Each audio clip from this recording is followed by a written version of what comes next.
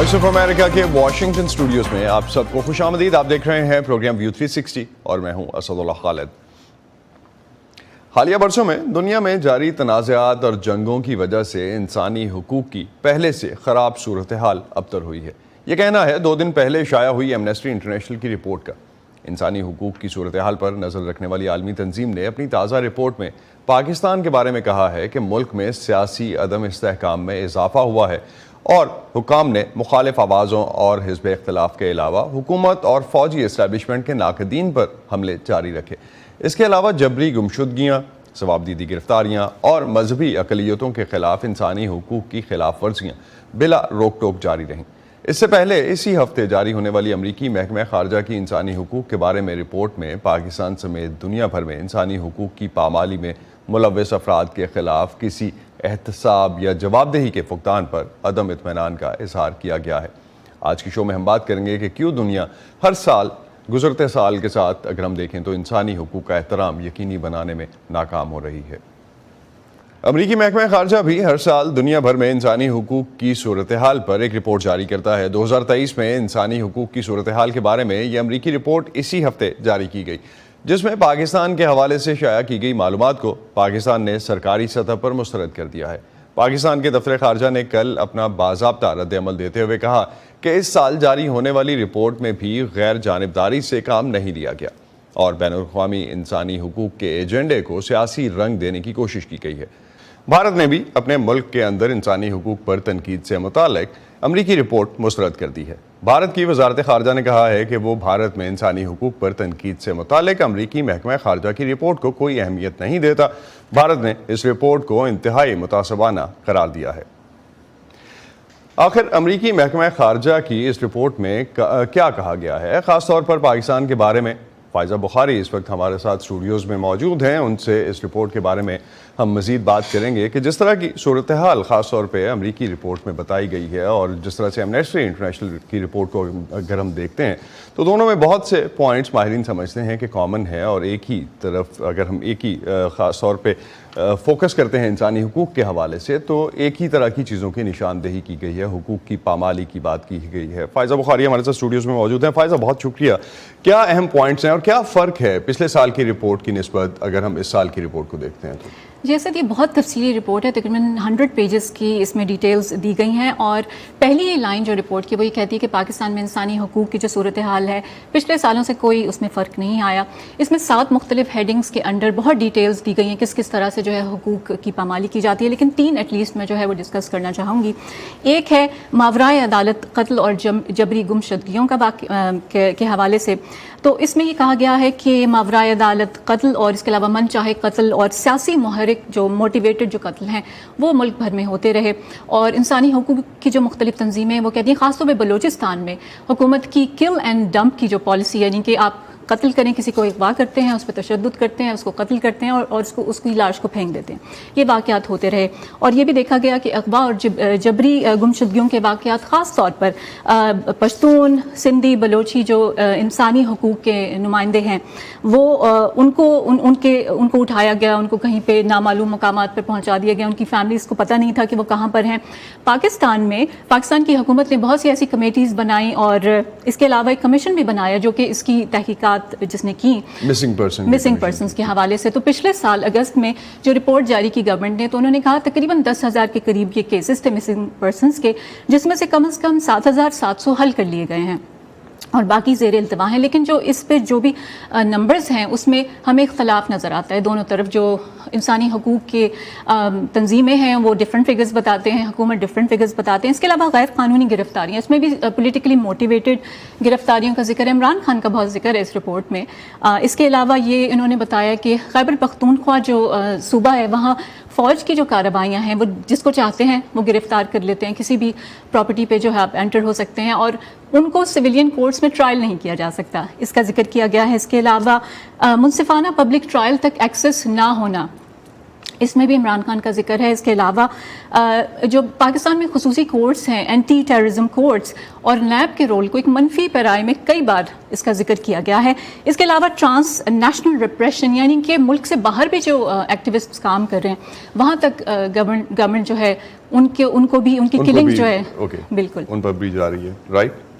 دوسرا پوائنٹ جو میں ڈسکس کرنا چاہوں گی وہ ہے فریڈم آف ایکسپریشن، اور خاص طور پہ پریس پر کس طرح کی قدغنیں جو ہیں گورنمنٹ کی طرف سے لگائی گئی ہیں. اس کا بہت ذکر ہے اس رپورٹ میں. اس میں کہا گیا ہے کہ صحافیوں اور ایڈیٹرز کو مختلف طریقوں سے اس طرح سے پریشرائز گورنمنٹ کی طرف سے کیا جاتا ہے کہ وہ سیلف سینسرشپ پہ مجبور ہو جائیں، اور جو گورنمنٹ ان کو گائیڈ لائن دے رہی ہے اس کو وہ فالو کریں.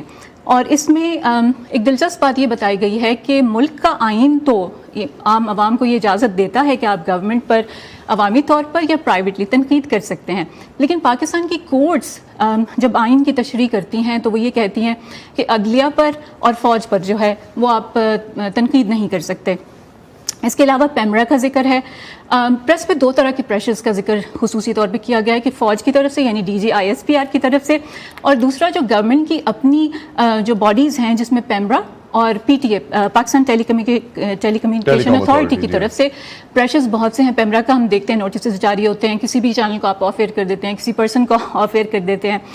اس کے علاوہ لائسنسز کینسل کر دیے جاتے ہیں یا آپ پہ دباؤ ڈالا جاتا ہے کہ کینسل کر دیے جاتے ہیں. تو ان سارے ٹولز کا ذکر کیا گیا ہے کہ فریڈم آف پریس جو ہے وہ بھی اس سے امپیکٹ ہو رہی ہے. بالکل ہے. اور تیسرا جو ہے وہ میں ذکر کرنا چاہوں گی مذہبی اقلیتوں پہ جو پریشرز ہیں یا ان کے جو حقوق کی پامالی کی جاتی ہے.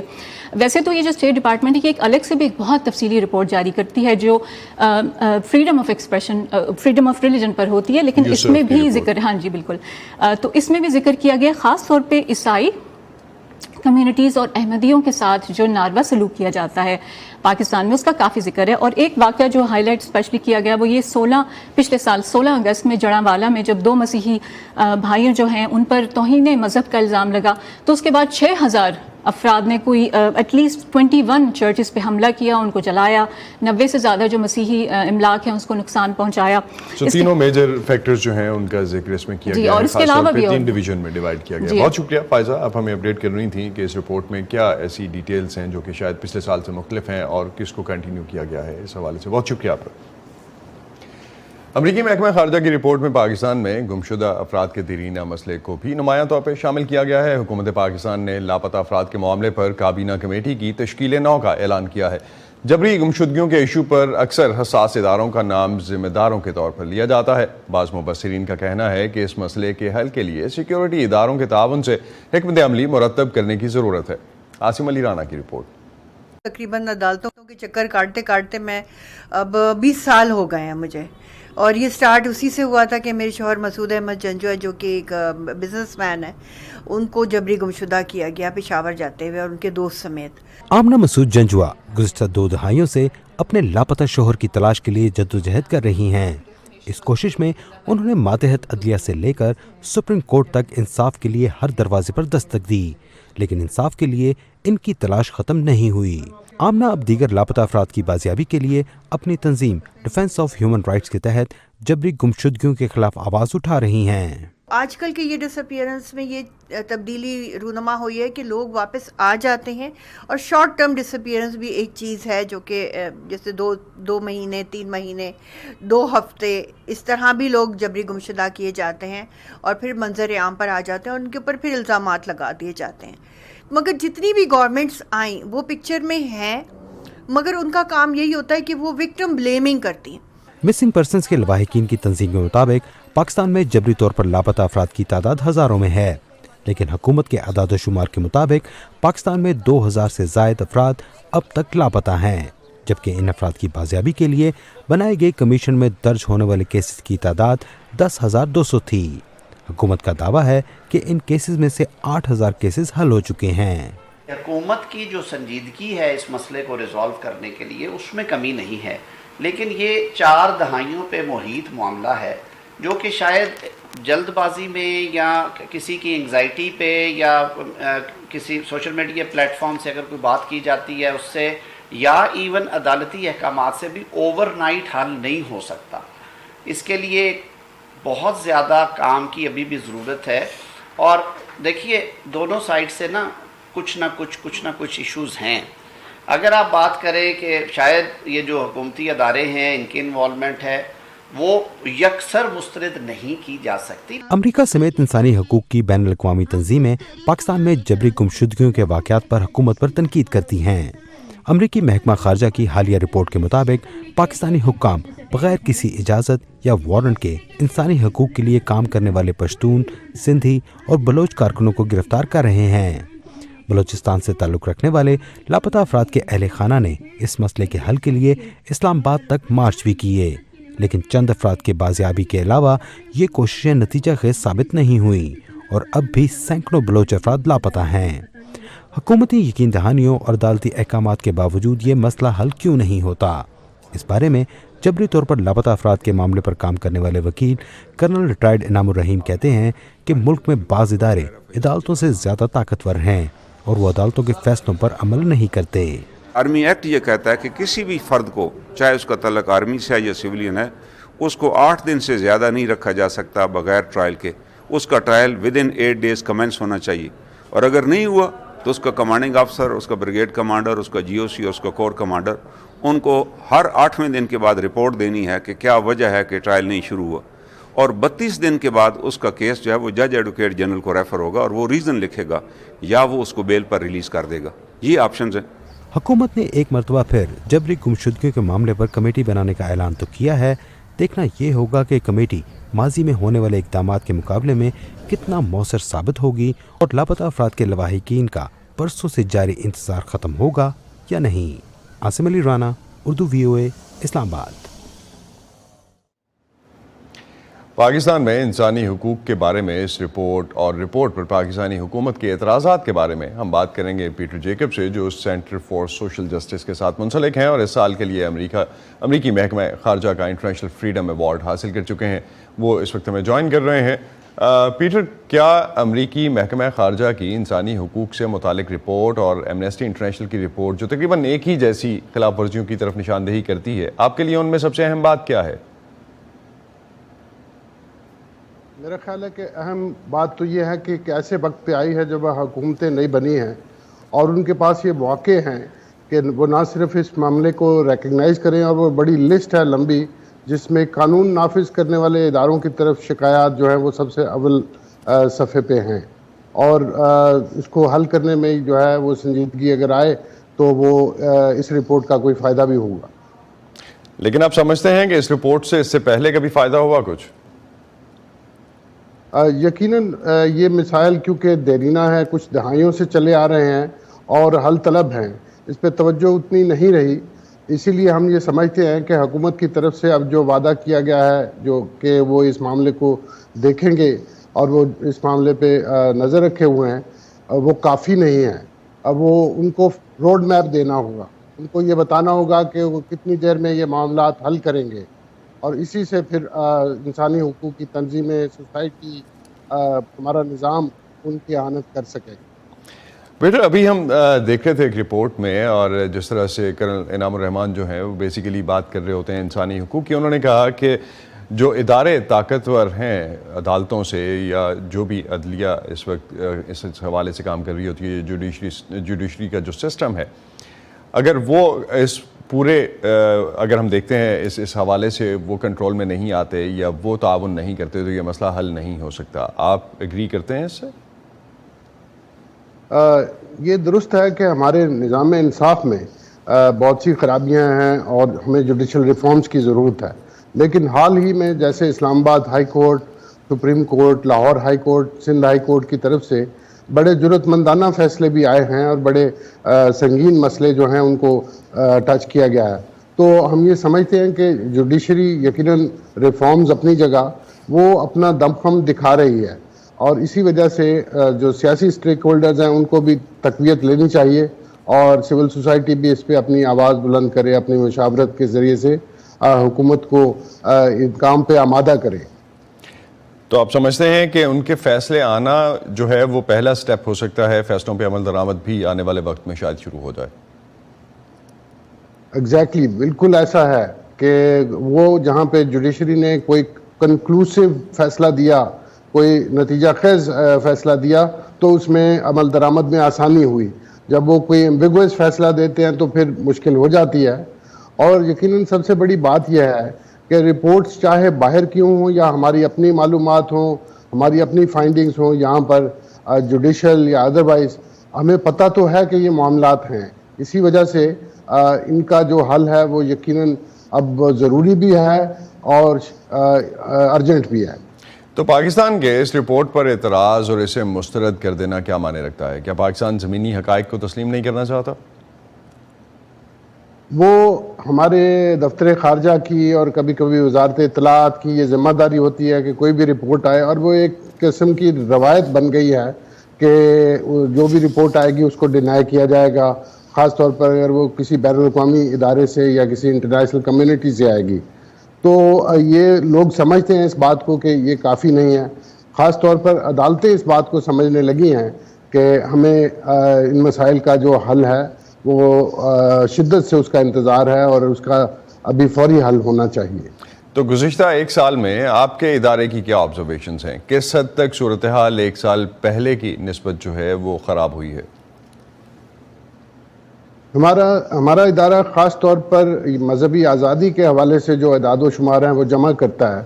تو اس اعتبار سے وہ جنہیں جبری تبدیلی مذہب کے کیس کہا جاتا ہے اور پھر تکفیر کے کیس ہیں, ان میں تو بے انتہا اضافہ ہوا ہے 2023 میں. اور یہ خاص الیکشن ایئر بھی تھا اور اس میں کچھ جماعتیں سرگرم بھی ہوئیں, کچھ کمیونٹیز پہ اٹیک بھی کیے گئے. تو اس اعتبار سے انسانی حقوق کی مجموعی صورتحال تو خراب ہوئی ہے. بہت شکریہ آپ ہمارے ساتھ تھے. پیٹر جیکب ہمیں جوائن کیا انہوں نے, اور بتا رہے تھے کہ اس وقت جو پاکستان نے خاص طور پہ انہوں نے دفتر خارجہ کا حوالہ دیا کہ وزارت اطلاعات اور خاص طور پہ اس کے بعد جس طرح سے وزارت خارجہ کی طرف سے جو بھی انٹرنیشنلی کوئی رپورٹ آتی ہے اس کو اس طرح سے مسترد کیا جاتا ہے. ایمنسٹی انٹرنیشنل کی حالیہ رپورٹ میں دنیا بھر میں تنازعات کی وجہ سے انسانی حقوق کی ابتر ہوئی صورتحال کا تفصیلی ذکر کیا گیا ہے. وائس آف امریکہ کی صبا شاہ خان نے ہیومن رائٹس واچ سے منسلک جان سفٹن سے جب اس بارے میں سوال کیا تو ان کی رائے بھی ایمنسٹی انٹرنیشنل کی رپورٹ سے مختلف نہیں ہے. Human Rights Watch shares Amnesty's deep concerns with the deterioration. Human rights watch کو بھی ایمنسٹی کے ساتھ دنیا بھر میں انسانی حقوق کی بگڑتی ہوئی صورتحال پر تشویش ہے. ہم دونوں نے نوٹ کیا ہے کہ مسئلہ صرف یہ نہیں کہ انسانی حقوق کی خلاف ورزیوں کا دائرہ نوعیت اور شدت میں اضافہ ہو رہا ہے, بلکہ یہ کہ بین الاقوامی انسانی حقوق کے قانون کے نظام پر حملے بڑھتے جا رہے ہیں. ایک وقت تھا جب ہم جیسے گروپس انسانی حقوق کی خلاف ورزیاں بتاتے تھے اور حکومتیں ان کی تردید کرتی تھیں یا تبدیلی کا وعدہ کرتی تھیں, لیکن وہ انسانی حقوق کے بین الاقوامی نظام پر یقین رکھتے تھے. لیکن اب ہم دیکھتے ہیں کہ بہت سی حکومتیں اس نظام کا مذاق اڑاتی ہیں اور یہ تجویز کرتی ہیں کہ یہ نظام ہونا ہی نہیں چاہیے.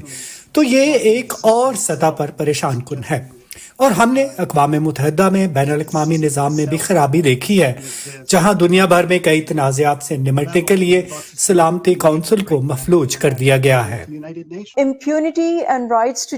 عدل و انصاف اور خواتین کے حقوق اور مذہب یا عقیدے سے متعلق حقوق, یہ ایسے کچھ حقوق ہیں جو جنوبی ایشیا میں مسلسل حملوں کی زد میں ہیں. آپ اسے کیسے دیکھتے ہیں؟ Well, these have been problems in South Asia for many years.